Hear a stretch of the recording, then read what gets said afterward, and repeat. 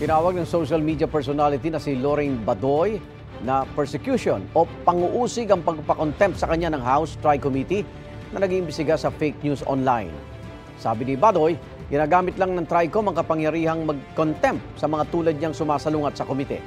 Pinakontempt si Badoy dahil sa paulit-ulit niyang pangisnab sa mga hearing ng TRICOM. Sakaling maaresto, i-detain siya sa kamera hanggang matapos ang mga pagdinig. Cited in contempt din ang mga kapwa niya social media personalities na sina Sasot, Jeffrey Salis at Mark Anthony Lopez na wala pa ibinibigay na pahayag sa GMA Integrated News. Igan, mauna ka sa mga balita, mag-subscribe na sa GMA Integrated News sa YouTube para sa iba't ibang ulat sa ating bansa.